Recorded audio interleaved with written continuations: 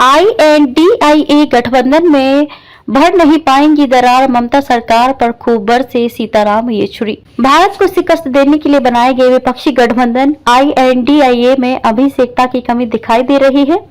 एक तरफ ये पार्टियां लोकसभा चुनाव में साथ मिलकर चुनाव लड़ने की बात करती हैं, तो दूसरी तरफ राज्यों में आपस में ही खींचतान में लगी हैं।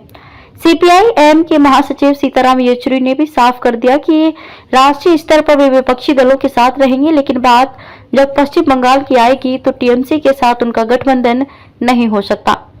हावड़ा में हुई पार्टी की पश्चिम बंगाल समिति की बैठक के बाद के सीताराम येचुरी ने कहा कि आज हमारा राजनीतिक और वैचारिक प्रोजेक्ट यही है कि सेक्युलर और लोकतांत्रिक सिद्धांतों की रक्षा की जाए और बेहतर भविष्य बनाया जाए।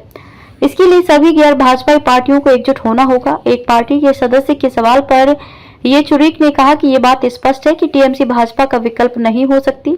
हमें केवल देश और यहाँ के लोगों को बचाने के बारे में विचार करना है। हमें भाजपा को राज्य और केंद्र की सत्ता से हटाना है। उन्होंने कहा कि TMC ने भाजपा की अगुवाई वाले NDA के साथ भी समझौता किया था, इसलिए आज ये स्थिति आ गई है। भाजपा और RSS पर अटैक करते हुए येचुरी ने कहा कि आप सामाजिक ढांचे पर हमला करते हैं, एक झूठे तंत्र में विश्वास करने के लिए बाध्य करते हैं। अंत आस्था की वजह से ही फांसीवाद पैदा होता है। हालांकि उनको केवल उसी चीज की जरूरत है, वे लोगों का ध्यान बांटना चाहते हैं। हमें पता है कि दक्षिण पंथियों ने इस तरह का माहौल लोगों को गुमराह करने के लिए पैदा किया है।